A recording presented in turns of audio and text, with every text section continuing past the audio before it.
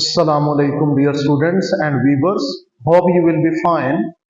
I'm your English teacher, Sir Zahid. Now you are watching me on my YouTube channel, Learn English with Sir Zahid. Dear students and viewers, आज का हमारा lecture Important Common Errors. It is lecture number 3. बहुत important lecture है। मैं dear students आपको बता दूं, इस लेक्चर के अंदर मैंने जितने भी जिन सेंटेंसेस की मैंने सिलेक्शन की है, all the sentences are very very important regarding your final paper. ये तमाम वो सेंटेंसेस हैं जो पंजाब के तमाम बोर्ड्स में बार बार आ चुके हैं। फैसलाबाद बोर्ड की बात करें, Lahore board, Gujranwala board, Rawalpindi board, Multan board, Bahawalpur board, almost ये तमाम बोर्ड्स के अंदर बार बार पूछे जाने वाले सेंटेंसेस, खास तौर पर ये सेकंड ईयर की क्लास के लिए, और उसके बाद जो बीए के स्टूडेंट्स हैं या जो सीएसएस करना चाह रहे हैं, तो उनके लिए ये बहुत इंपॉर्टेंट सेंटेंसेस हैं। तो आइए हम इनको करेक्ट करना सीखते हैं। ये तमाम सेंटेंसेस डियर स्टूडेंट्स इनकरेक्ट, तो हम एक एक सेंटेंस को करेक्ट करना सीखते हैं। First sentence is there is a few milk in the jug. अब यहां पे याद रखिएगा मिस्टेक क्या है, फ्यू। अब यहां पर है मिल्क। अब मिल्क याद रखिएगा, it is uncountable noun. Milk uncountable noun. अब याद रखिएगा few is used before, few is used before countable nouns. तो यहां पर फ्यू नहीं आएगा, यहां पर आएगा little. Little is used before uncountable noun. The correct sentence will be there is a little milk in the jug. Sentence number 2, cow is a useful animal।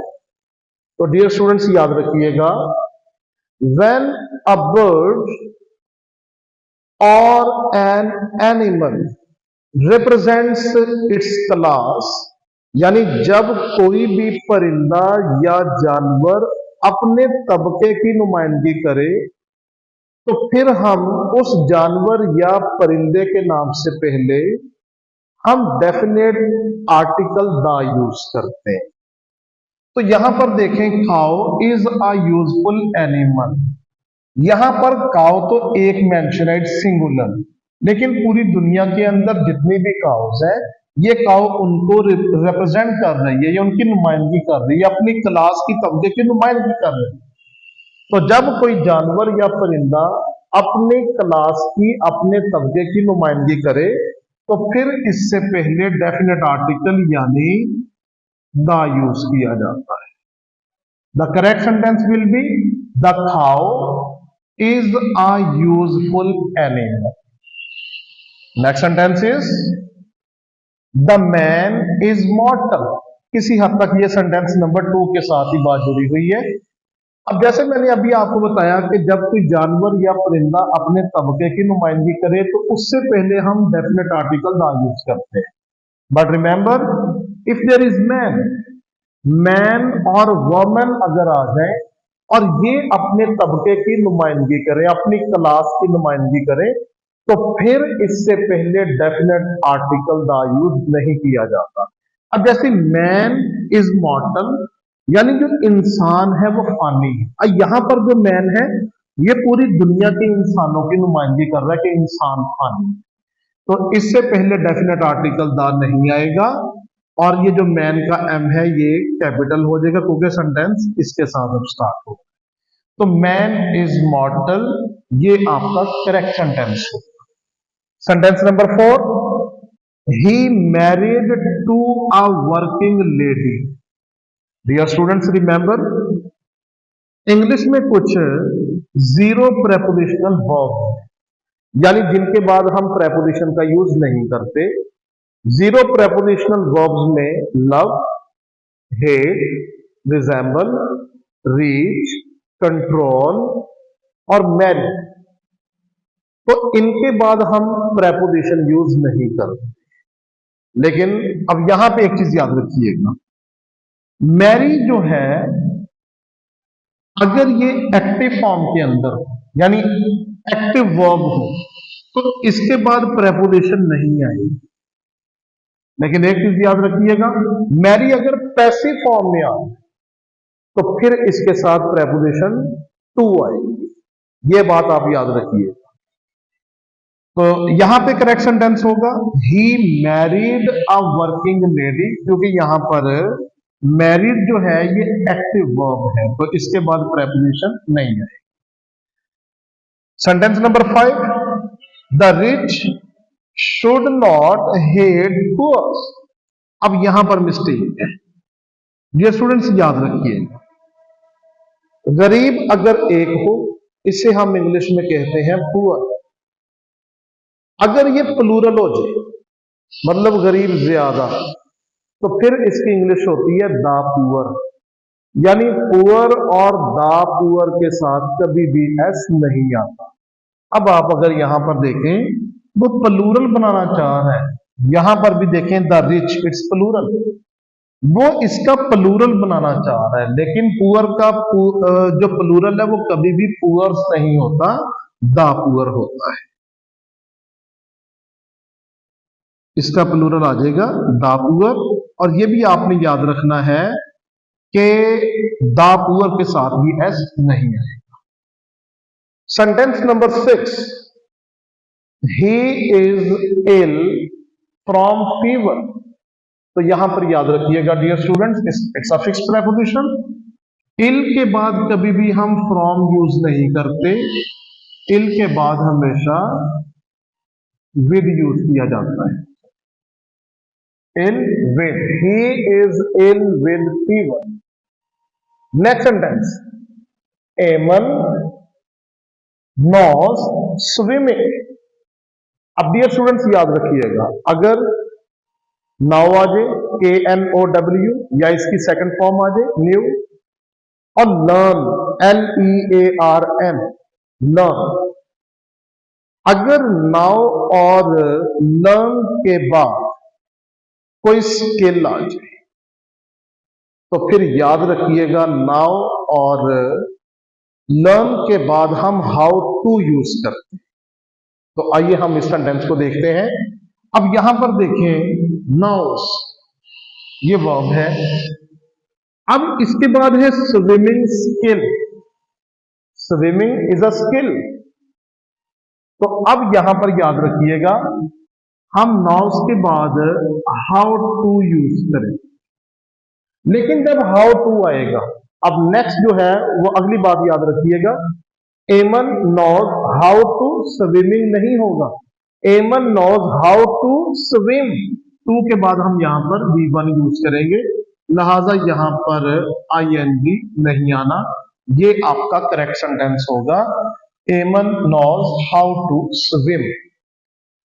Next sentence, Ali is taller from I. अब यहां पर dear students याद रखिएगा, देखें taller,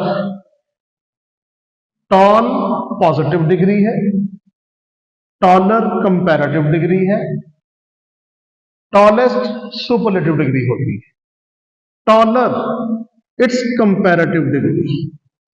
अब याद रखिएगा, comparative degree के बाद हम फ्रॉम यूज नहीं करते, कंपैरेटिव डिग्री के बाद देन यूज किया जाता है। आपका करेक्ट सेंटेंस होगा, he is taller than I, this will be the correct sentence. Okay, next sentence की तरफ बढ़ते हैं। One should do his duty, बार बार ये फाइनल पेपर में ये वाला सेंटेंस आया, one should do his duty. अब यहां पर जो आपका सब्जेक्ट है वो है वन, हिज इसकी मिस्टेक है, इट इज पोजेसिव एडजेक्टिव। अब डियर स्टूडेंट्स याद रखिएगा, पोजेसिव एडजेक्टिव को हम यूज करते हैं according to the subject.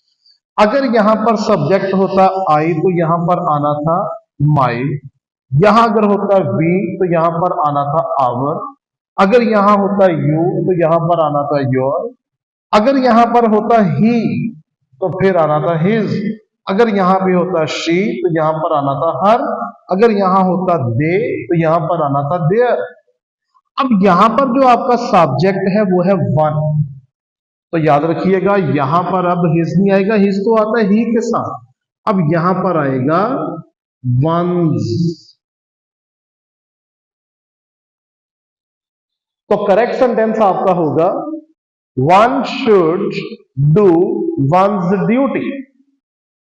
Next sentence is she lays in bed. Dear students, इस सेंटेंस को अच्छी तरह समझिएगा। हाँ, अगर आप लाए और ले के अंदर डिफरेंस को समझना चाहें, इसके ऊपर मेरे चैनल के ऊपर अलग से वीडियो मौजूद है, डिफरेंस बिटवीन लाए एंड ले, उस वीडियो को आप जरूर देखिएगा। तो ये वाला जो सेंटेंस है उस वीडियो को देखने के बाद ये वाला सेंटेंस कमेंट बॉक्स में आप बताइएगा कि इसका करेक्ट सेंटेंस क्या होगा। आप लोग इसको ऑब्जर्व करें, क्या ये करेक्ट है या इनकरेक्ट है। अगर ये इनकरेक्ट है तो डियर स्टूडेंट्स इसका करेक्ट सेंटेंस क्या होगा, आप हमें कमेंट बॉक्स में बताइएगा। तो नेक्स्ट वीडियो के अंदर लेक्चर नंबर 4 में हम इस सेंटेंस का फिर मैं आपके सामने सोल्यूशन रखूंगा। तो डियर स्टूडेंट्स, अगर आपको हमारी वीडियो अच्छी लगी हो तो इसे लाइक कीजिएगा, कमेंट कीजिएगा, और आपके पास जितने भी सोशल मीडिया के प्लेटफॉर्म्स हैं उन तमाम प्लेटफॉर्म्स पर इस वीडियो को लाजमी शेयर कीजिएगा। ये वीडियो पास्ट पेपर्स में जो बार बार पूछे जाने वाले सेंटेंसेस थे उन पर मैंने बनाई है, तो ये मोस्ट रिपीटेड सेंटेंसेस है। तो डियर स्टूडेंट्स, इनको अच्छी तरह से आप तैयार कीजिएगा। हाँ, अगर आपको इन सेंटेंसेस में किसी किस्म का प्रॉब्लम फेस कर रहे हो तो आप कमेंट बॉक्स में पूछ सकते हैं, या मैं डिस्क्रिप्शन के अंदर अपना व्हाट्सएप नंबर मैं वहां छोड़ दूंगा, वहां ड्रॉप कर दूंगा। तो आप मेरे व्हाट्सएप नंबर पे किसी किस्म की आप अगर प्रॉब्लम इन सेंटेंसेस को लेकर फेस कर रहे हो तो आप मेरे साथ वो शेयर कर सकते हैं। Thank you for watching me. Allah Hafiz.